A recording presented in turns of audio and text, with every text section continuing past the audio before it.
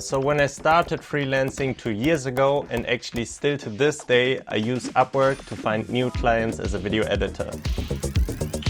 And so today I wanted to share with you 6 tips that have helped me find my first job within a few days. Number 1, your profile. So here you can see my profile, and for the profile picture, I would say just get a picture where you can see your face. As you can see, my profile picture is not the most professional.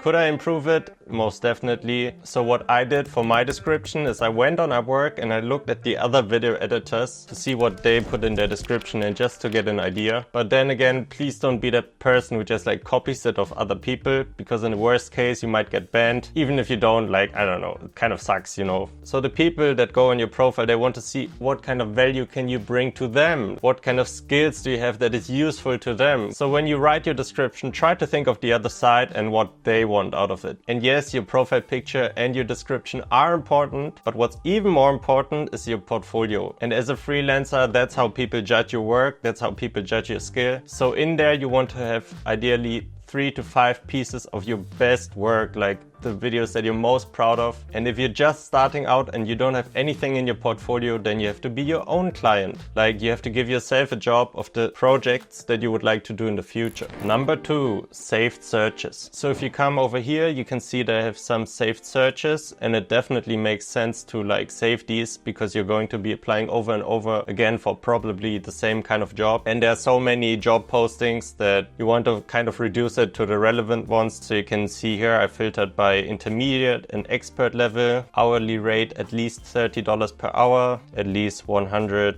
to $500 for fixed price, then maybe also less than 50 proposals. So once I have filtered these, I would then like skim over it.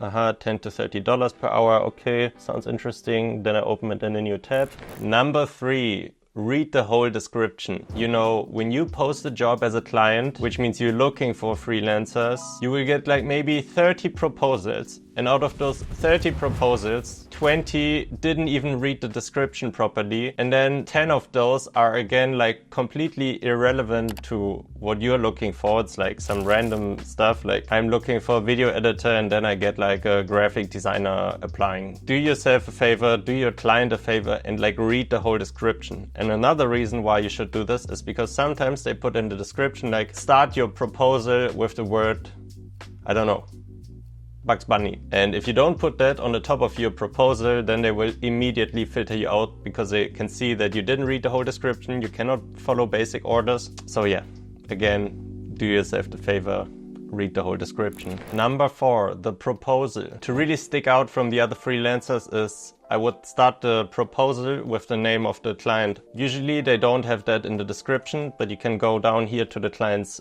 recent history.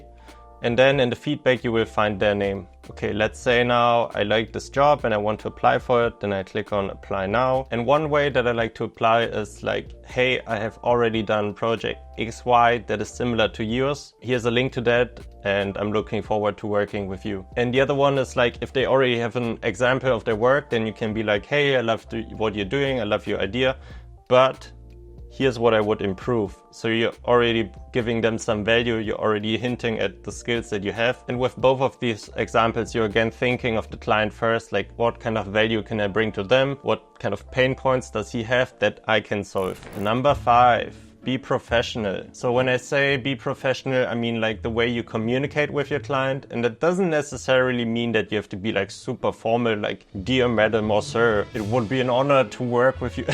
But what I do mean is that you have to be polite. And when you say something that you're going to do, you're going to do it. You say you're going to deliver on Thursday, then you're going to deliver on Thursday. Or ideally, you would even deliver on Wednesday, so that this client is like, wow.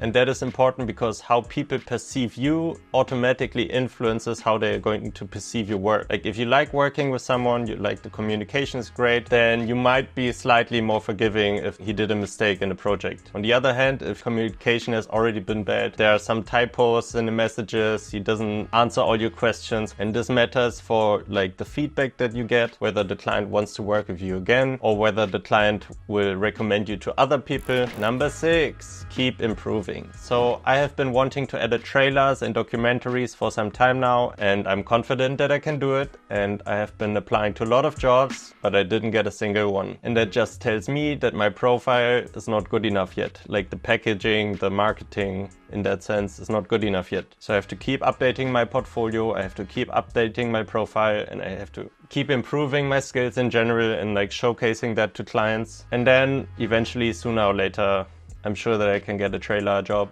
Guys, I hope these tips helped you in any way and that you can find your first job or find even more jobs. And yeah, see you next time. And until then, good luck.